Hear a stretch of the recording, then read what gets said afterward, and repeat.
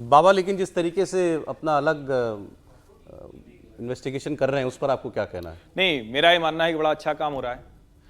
2017 में योगी आदित्यनाथ मुख्यमंत्री बने और योगी आदित्यनाथ चूंकि संगठन के व्यक्ति है नहीं, उनका कोई भारतीय जनता पार्टी से लेना देना नहीं रहा है। दर्शकों की जानकारी के लिए, वो सांसद भले रहते थे लेकिन संगठन अलग चलता था, सांसद अलग चलते थे। 2012 में तो बाकायदा उन्होंने पार्टी के खिलाफ लोगों को लड़ाया था, उनकी अपनी हिंदू युवा वाहिनी चलती थी।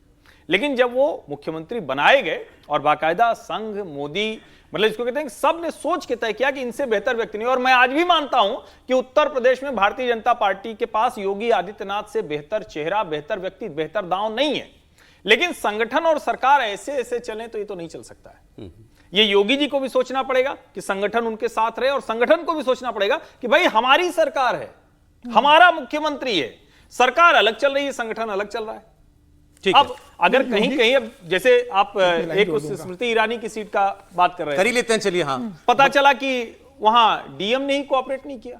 नहीं, बोला कि वहां तो सीधे कहा गया कि लोकल आदमी ने काम सपोर्ट नहीं किया। नहीं, प्रशासन ने, बीजेपी के प्रशासन ने बहुत कुछ उल्टा किया वहां। जो भाजपा के मतलब प्रशासन ने, भारतीय जनता पार्टी की रिपोर्ट है कि प्रशासन ने उल्टा काम किया है वहां। प्रशासन कांग्रेस के लिए काम कर रहा था। अच्छा, अब ये ऐसी चीजें जो सुन के भी लगता है कि कैसे हो सकता है, भाई सरकार आपकी है, इतने ताकतवर मुख्यमंत्री कैसे हो सकता है। लेकिन भाजपा के लोग ये भी रिपोर्ट, और ऐसी तेज तर्रार सांसद जो सीधे सीधे राहुल गांधी को हराकर वहां पे हो। लेकिन तो बहुत सी चीजें हैं जो शायद अच्छा है कि योगी आदित्यनाथ अब संगठन में भी इतना रुचि ले रहे हैं। संगठन और सरकार की सबसे बड़ी मुश्किल यही कि ये अलग अलग धारा में चल रहे हैं। उसमें मैं जोड़ देता हूं सर, मैं योगी आदित्यनाथ को लेके कि देखिए, हर्षवर्धन जी जो कह रहे हो बिल्कुल ठीक है कि योगी आदित्यनाथ भारतीय जनता पार्टी के संगठन के आदमी नहीं रहे। 2017 में जब योगी आदित्यनाथ मुख्यमंत्री बने तो योगी आदित्यनाथ को लगा कि जिस तरीके से प्रधानमंत्री नरेंद्र मोदी ने गुजरात में सरकार और संगठन को चलाया था, जिस प्रकार प्रधानमंत्री मोदी एकमात्र नेता थे वहां पे कि सरकार और संगठन में क्या नियुक्तियां होंगी, क्या होगा, प्रधानमंत्री नरेंद्र मोदी डिसाइड करते थे, वैसे ही मैं उत्तर प्रदेश में करना चाहता हूं।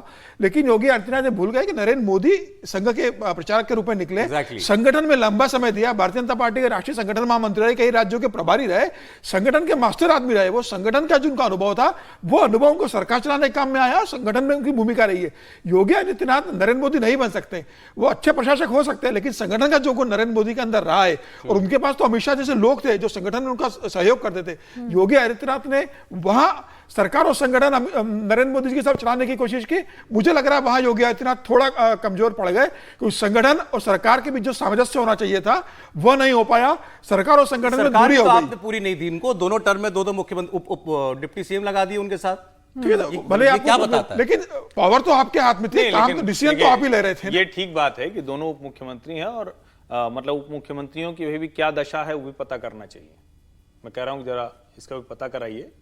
ये रिपोर्ट है आज की तारीख में, बताइए ना कि उप मुख्यमंत्रियों का हाल क्या है, कैबिनेट मीटिंग में वो जा रहे हैं कि नहीं जा रहे हैं, क्यों नहीं जा रहे, क्यों नहीं जा रहे? जाहिर है कि कुछ उनके बीच में अच्छी स्थिति नहीं होगी। लेकिन सरकार तो योगी जी चला रहे हैं ना, इसमें कोई भ्रम नहीं होना चाहिए। सरकार में मतलब सिंगल पावर अगर अथॉरिटी किसी के पास है तो योगी आदित्यनाथ के पास है। ठीक है, इसमें किसी को भ्रम नहीं होना चाहिए। हमारे पास एक स्टेटमेंट है योगी आदित्यनाथ जी का। दरअसल लेखपालों की भर्ती हो रही है और इससे पहले अभी टीचरों की भर्ती की भी प्रक्रिया उन्होंने शुरू करवा दी है।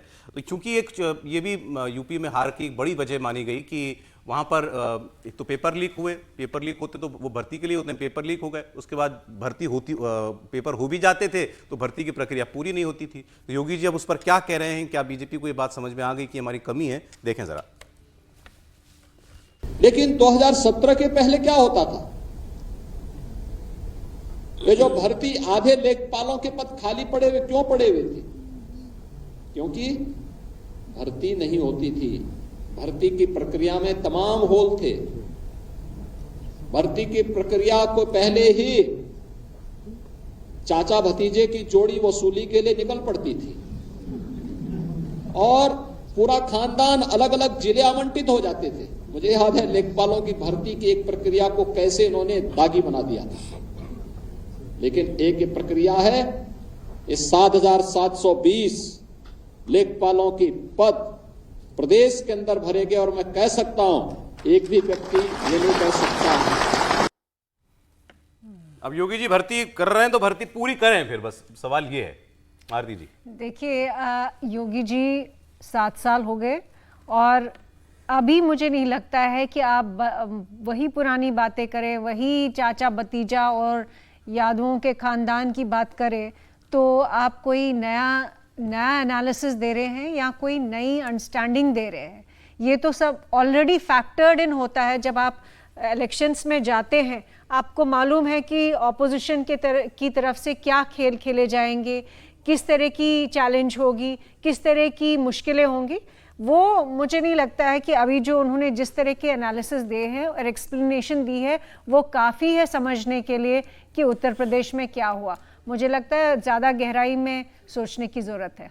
सर मैं एक लाइन जोड़ देता हूँ, भारतीय जनता पार्टी दूसरे दलों के नेताओं को अपने आप भर्ती करने में जितनी एक्टिव रहती है उतनी एक्टिव, बिल्कुल जैसे भर्ती अपने आप करती है दूसरे दलों के नेताओं को, इतनी तेजी से भर्ती करती है कि कांग्रेस के विधायक को मंत्री बना देती है, वो बाद में इस्तीफा देता है जाकर। ब्रेक में तो मुझे ऐसा लग रहा है कि पाटिल जी कह रहे थे कि अच्छा भर्ती निकाली है तो भाई पूरी कर देना, बस पूरी कर दें। और देखिए मैं ये कह रहा हूँ, ये सिर्फ योगी जी वाला मसला नहीं है। अब अभी मेरे हाथ में जो, चूंकि अब टीवी पर लोग देखते हैं तो उनको लगता है कि हमारे कहने से भी कुछ हो जाएगा। अब वो एसएससी जीडी की परीक्षा की बात कर रहे हैं, 20 फरवरी से 7 मार्च तक ये चला था, आज तक उसका रिजल्ट नहीं आया।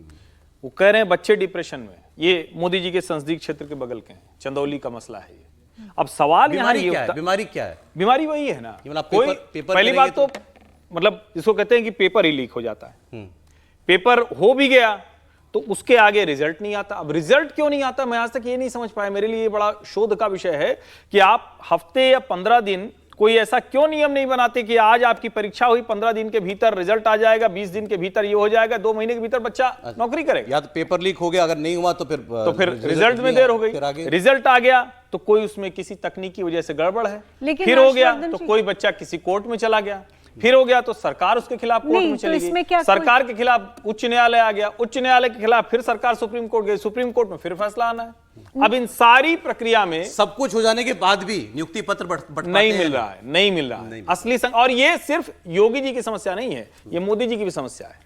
तो केंद्र की भी जो भर्तियां हैं, एसएससी की भर्तियां जो है, और यूपी में जो भर्तियां हैं, अब आप कहेंगे कि चाचा भतीजे, भाई उनके समय में बुरा हाल था। मुझे तो ध्यान में है, मैं तो इलाहाबाद जानता हूं ना, public service commission Anil Yadav उस वक्त चेयरमैन थे, रोज ही बच्चे वहां बैठे रहते थे, 5 के 5 आयोग में भ्रष्टाचार होता था। लेकिन आपको जनता ने चुना, दूसरी बार मुख्यमंत्री चुना, 7 साल आपको हो गए। अब तक तो सारे नटबोल्ट दुरुस्त हो जाने चाहिए थे, एक भी परीक्षा लीक नहीं होनी चाहिए। मेरा सवाल सिर्फ इतना है कि ये आपने सही कहा कि ये सिर्फ उत्तर प्रदेश की बात नहीं है, पूरे देश का प्रॉब्लम है। क्या जो इसके पीछे एक नेक्सस है, क्या उसके बारे में बात करना जरूरी नहीं है? इसमें कौन कौन शामिल है, क्यों ये लगातार पूरे दुनिया में भारत जो है बदनाम हो रहा है इसी बात के लिए?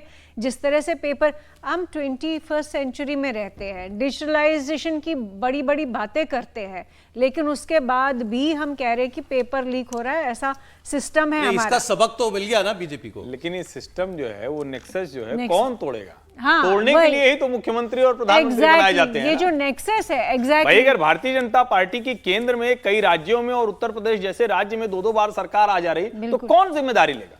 और बच्चों को आप ये समझाएंगे कि नहीं नहीं पहले बहुत होता था, अब थोड़ा कम हो गया है, नहीं तो नहीं, फिर नहीं। वो सुनने वाला नहीं है। हर्षवर्धन जी, मैं जब स्टूडेंट थी आज से 20 साल पहले, तब भी यही चल रहा था, और आज भी यही चल रहा है, तो कोई प्रगति नहीं हुई इस इशू पे।